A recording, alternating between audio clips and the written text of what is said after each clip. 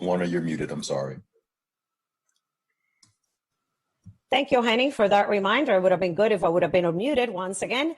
Welcome and thank you for joining us once again for a weekly COVID-19 public health update with Montgomery County Executive Mark Elrich. I'm Lorna Virgili, Hispanic Public Information Officer, and also joining us as every week is our Health Officer, Dr. Travis Gales, Dr. Earl Stoddard, who is the Director of the Office of Emergency Management and Homeland Security. And today we have as a guest, Maryland Delegate Eric Lutke, also joining us. Reporters, all of you should already have permission to record. And if you do not, please use the chat to request it. And with that, Mr. County Executive.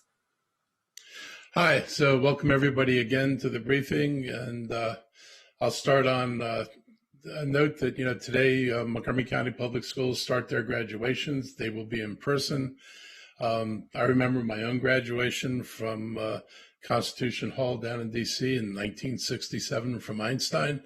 And I remember what an exciting day that was. So I want to congratulate all the high school graduates and their families. And I know how important this is, and I know how nice it is to be able to do this back in person again. So that's a really good thing and a good sign.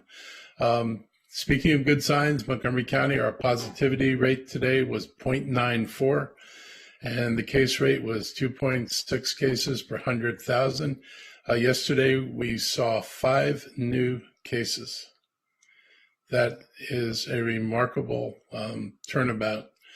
And 58% of our residents have been vaccinated with both doses of Pfizer or Moderna, or had a single dose of J&J according to CDC data.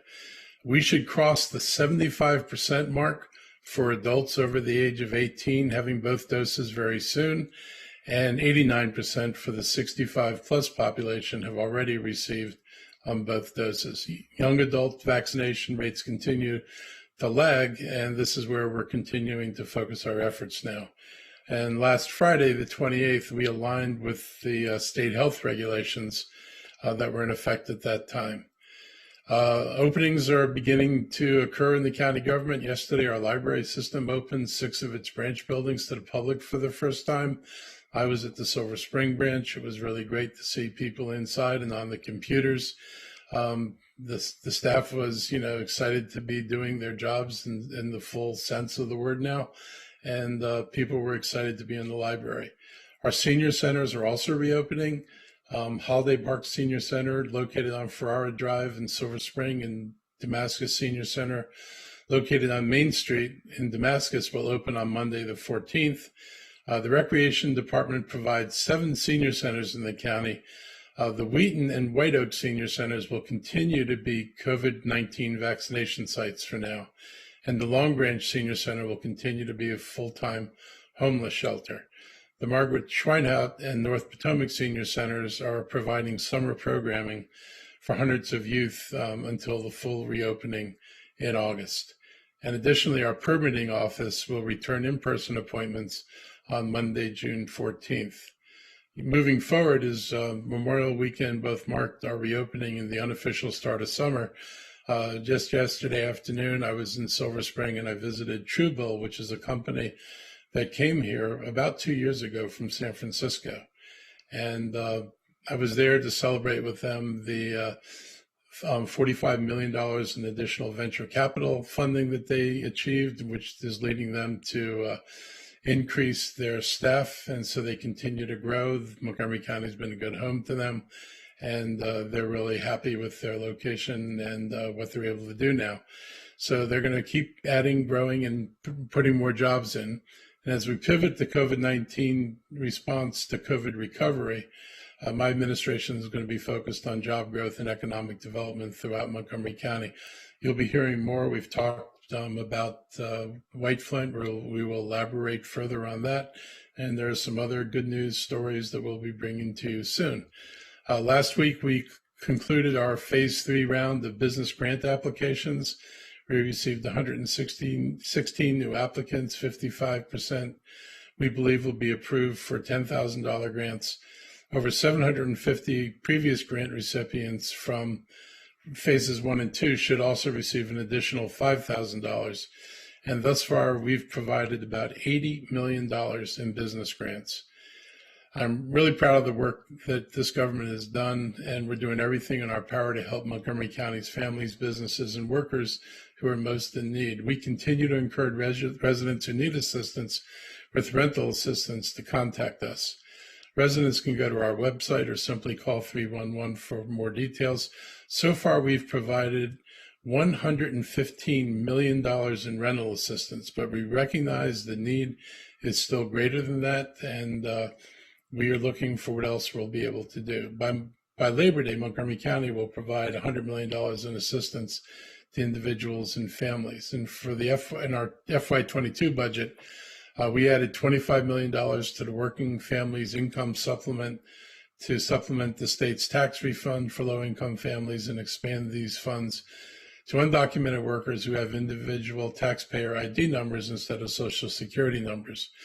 We're the only county in the region that's providing this type of assistance. Montgomery County government's in a position to help so many of our residents because of the successful efforts of both our state and federal delegation to provide us with the financial support that is needed to do this. I'm very pleased the Majority Leader of the Maryland House of Delegates, Delegate Eric Lutke from the 16th District, is joining me today at this media briefing. I also want to just thank him and thank all of our state delegates and senators for the incredible help and partnership during the pandemic. This was not easy for anybody. They had a full plate they had to deal with, but their focus on what we thought were really important issues, I think, led to a very successful legislative session despite all the challenges. From assisting residents to navigate the frustrations of the state's unemployment process, I can't think of how many people we had to send to state delegate offices to help navigate that process and to help support our pandemic operations. Leader Lutke and his colleagues have just been incredible partners in this, and their work on the pandemic has been very much appreciated, as well as their historic General Assembly session with policy progress made on things like police reform, social justice, as well as efforts toward combating climate change and standing with our immigrant communities. There's a lot to be proud of. There's a lot that was accomplished. And so I just want to thank him and the rest of the delegates and senators.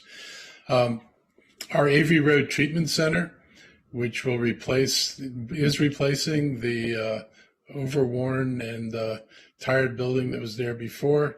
It's going to continue to be the focus for our recovery for residents, specifically their folks with mental health issues. And we know there's more of that's attributed to the pandemic.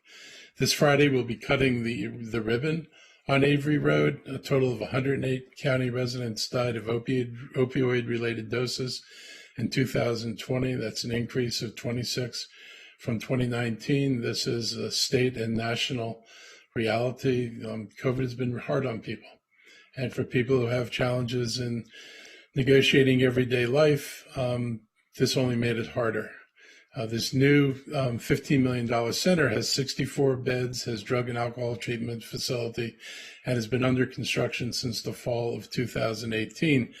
And the opening of the center is welcome and needed news for the county and will expand our capacity to treat people. This is also the first week of Pride Month, and in Montgomery County, we recognize Pride Month. Next Monday, I will join Councilmember Glass as we will raise the Pride flag at the Executive Office building that will fly this month. Montgomery County is an inclusionary community and that has welcomed and embraced our LGBTQ plus community long before the rest of the nation or the world. LGBTQ plus residents of Montgomery County serve as elected officials, public service professionals in every branch of our government and our state delegation. This community is woven with the fabric of who we are and will forever be. And that's part of our history and part of our heritage as we move forward. I wish to thank all of our LGBTQ community members and to wish them a joyous Pride Month celebration and look forward to this month's events that will honor the contributions made to our history and to our community while we rededicate ourselves to creating a more equitable future for generations to come. We have rising concerns of anti-Semitism in the community. There's been just an increase in anti-Semitic acts around the country. And, we wanted to be sure that folks in the Jewish community know that we stand with them. We stand against anti-Semitism. Anti-Semitic language, threats, and actions have no place in Montgomery County, our state, and throughout this nation. And similar to the violence and vitriol against our Asian American and Pacific Islander communities, the Jewish community of Montgomery County understandably is alarmed by this rise in incidents. And that is something that we all, I think, understand all too well.